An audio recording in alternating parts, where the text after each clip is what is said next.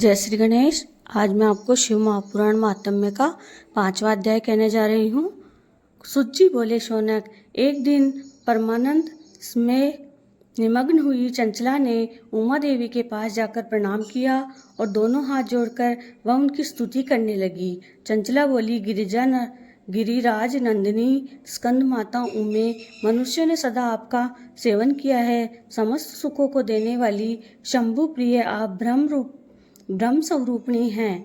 विष्णु और ब्रह्मा आदि देवताओं द्वारा सेव्य हैं। आप ही सगुणा और निर्गुणा हैं तथा आप ही सूक्ष्म सच्चिदानंद स्वरूपिणी हैं। आद्या प्रकृति हैं। आप ही संसार की सृष्टि, पालन और संहार करने वाली हैं। तीनों गुणों का आश्रय भी आप ही हैं। ब्रह्मा, विष्णु और महेश्वर, इन तीनों देवताओं का आवास स्थान तथा उनकी उत्तम प्रतिष्ठा करने वाली पराशक्ति आप ही हैं। सुत जी कहते हैं, शौनक, जिसे सद्गति प्राप्त हो चुकी थी वह चंचला इस प्रकार महेश्वर पत्नी उमा की स्तुति करके सिर झुकाए चुप हो गई। उसके नेत्रों में प्रेम के आंसू उमड़ आए थे।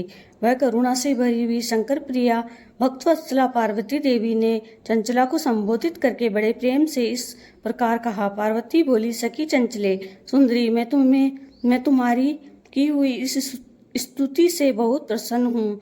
बोलो, क्या वर मांगती हो? तुम्हारे लिए मुझे कुछ भी अदेय नहीं है। चंचला बोली, निष्पाप गिरिराज कुमारी, मेरे पति बिंदु इस समय कहाँ हैं? उनकी कैसे गति हुई है यह मैं नहीं जानती।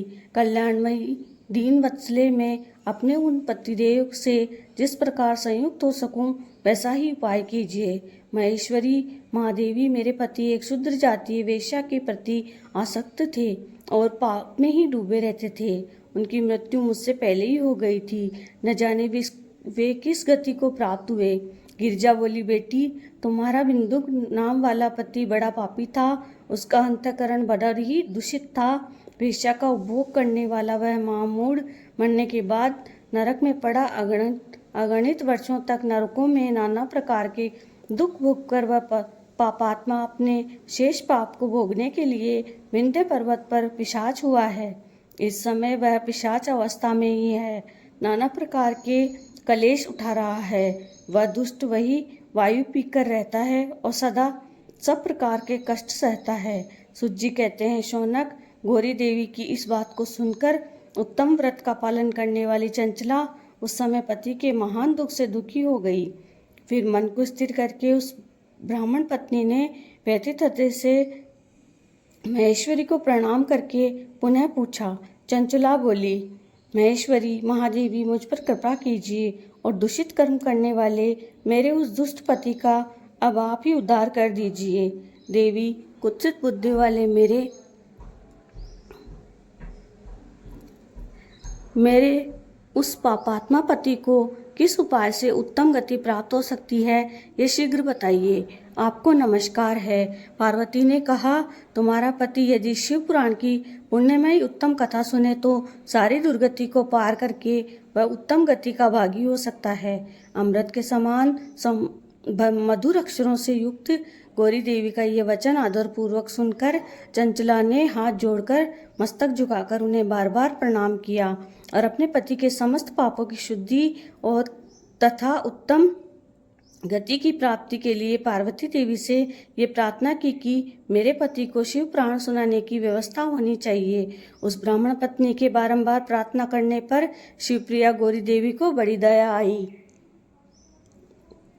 उन भक्त वत्सला महेश्वरी गिरिराज कुमारी जी ने भगवान शिव की उत्तम कीर्ति का ज्ञान करने वाले गंधर्वराज तुम्बरू को बुलाकर उनसे प्रसन्नता पूर्वक इस प्रकार कहा, तुम्बरो, तुम्हारी भगवान शिव में प्रीति है। तुम मेरे मन की बातों को जानकर मेरे अभिष्ट कार्यों को सिद्ध करने वाले हो। इसलिए मैं तुमसे एक बात कहती हूँ, तुम्हारा कल्याण हो। तुम मेरी सखी के साथ शीघ्र ही विंध्य पर्वत पर जाओ। वहाँ पर एक महाघोर और भयंकर पिशाच रहता है। उसका वृतांत तुम आराम से ही सुनो। मैं तुमसे प्रसन्नता पूर्वक सब कुछ बताती हूँ। पूर्व जन्म में वह पिशाच बिंदुक नाम का ब्राह्मण था। मेरी सखी चंचला का पति था, परंतु वह दुष्ट वेश्यागामी हो गया। स्नान संध्या आदि नित्य क्रम छोड़कर वह अपवित्र रहने लगा। क्रोध के कारण उसकी बुद्धि पर मूढ़ता छा गई थी। वह कर्तव्य का विवेक नहीं कर पाता था। वह अभक्ष, भक्षण, सज्जनों से द्वेष और दूषित वस्तुओं का दान लेना यही उसका स्वाभाविक कर्म बन गया था। वह अस्त्र शस्त्र लेकर हिंसा करता, बाएं हाथ से खाता, दीनों को सताता और क्रूरता पूर्वक पराये घरों में आग लगा देता था। चांडालों से प्रेम करता और प्रतिदिन वेश्या के संपर्क में रहता था। वह बड़ा दुष्ट था। वह पापी अपनी पत्नी का परित्याग करके दुष्टों के संग में ही आनंद मनाता था। वह मृत्यु पर्यंत दुराचार में ही फंसा रहा। फिर अंतकाल आने पर उसकी मृत्यु हो गई। वह पापियों के भोग स्थान घोर यमपुर में गया और वहां बहुत से नरकों का उपभोग करके वह दुष्ट आत्मा जीव इस समय विंध्य पर्वत पर पिशाच बना हुआ है।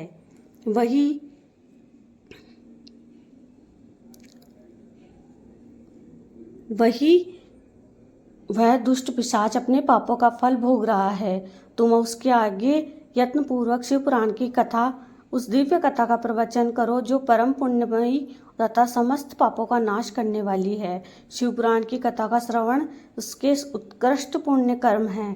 उससे उसका हृदय शीघ्र ही समस्त पापों से शुद्ध हो जाएगा और वह प्रेत योनि का त्याग कर देगा। उस दुर्गति से मुक्त होने पर बिंदुक नामक पिशाच को मेरी आज्ञा से विमान में बिठाकर तुम भगवान शिव के समीप ले आओ। सूत जी कहते हैं, शौनक, महेश्वर युमा के इस प्रकार आदेश देने पर गंधर्व राज तुम्बरु मन ही मन बड़े प्रसन्न हुए। उन्होंने अपने भाग्य की सराहना की। तत्पश्चात उस पिशाच की सती साध्वी पत्नी चंचला के साथ विमान पर बैठकर नारद के प्रिय मित्र तुम्बरु वेग पूर्वक विंध्याचल पर्वत पर गए, जहाँ वह पिशाच रहता था। वहाँ उन्होंने उस पिशाच को देखा। उसका शरीर विशाल था, ठोड़ी बहुत बड़ी थी। वह कभी हंसता, कभी रोता, कभी उछलता था। उसकी आकृति बड़ी विकराल थी। भगवान शिव की उत्तम कीर्ति का ज्ञान करने वाले महाबली तुम्बरु ने उस अत्यंत भयंकर पिशाच को पाशों द्वारा बांध लिया।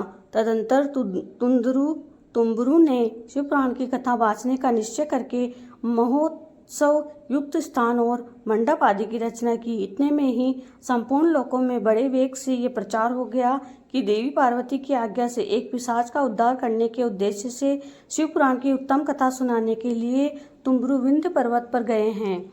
फिर तो उस कथा को सुनने के लोभ से बहुत से देवर्षि भी शीघ्र ही वहां जा पहुंचे। आदरपूर्वक शिव पुराण सुनने के लिए आए हुए लोगों का उस पर्वत पर बड़ा अद्भुत और कल्याणकारी समाज जुट गया। फिर तुम्बरु ने उस पिशाच को पाशों में बांधकर आसन पर बिठाया और हाथ में वीणा लेकर गौरीपति की कथा का आरंभ किया। पहली अर्थात विंध्येश्वर संहिता से लेकर 7वीं वायु संहिता तक महात्म्य सहित शिव पुराण की कथा का उन्होंने स्पष्ट वर्णन किया। 7 संहिताओं सहित शिव पुराण का आदरपूर्वक श्रवण करके वे सभी श्रोता पूर्णतः कृतार्थ हो गए। उस परम पुण्यमय शिव पुराण को सुनकर उस पिशाच ने अपने सारे पापों को धोकर उस पैशाचिक शरीर को त्याग दिया। फिर तो शीघ्र ही उसका रूप दिव्य हो गया। अंग कांति गौर वर्ण की हो गई। शरीर पर श्वेत वस्त्र तथा सब प्रकार से पुरुषोचित आभूषण उसके अंगों को उद्भासित करने लगे। वह त्रिनेत्रधारी चंद्रशेखर रूप हो गया। इस प्रकार दिव्य देहधारी होकर श्रीमान बिंदुक अपनी प्राण वल्लभा चंचला के साथ स्वयं भी पार्वती वल्लभ भगवान शिव का गुणगान करने लगा। उसकी स्त्री को इस प्रकार दिव्य रूप से सुशोभित देख वे सभी देवर्षि बड़े विस्मित हुए। उनका चित्त परमानंद से परिपूर्ण हो गया।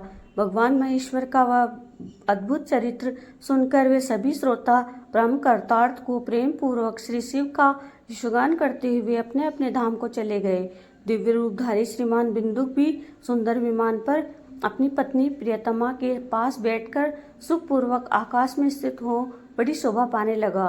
तदंतर महेश्वर के सुंदर और मनोहर गुणों का ज्ञान करता हुआ वह अपनी प्रियतमा तथा तुम्बरु के साथ शीघ्र ही शिव धाम में जा पहुंचा। वहां भगवान महेश्वर तथा पार्वती देवी ने प्रसन्नतापूर्वक बिंदुक का बड़ा सत्कार किया और उसे अपना पार्षद बना लिया। उसकी पत्नी चंचला पार्वती जी की सखी हो गई। उस घनीभूत ज्योति स्वरूप परमानंदमय सनातन धाम में अविचल निवास पाकर वे दोनों दंपति परम सुखी हो गए। जय श्री गणेश।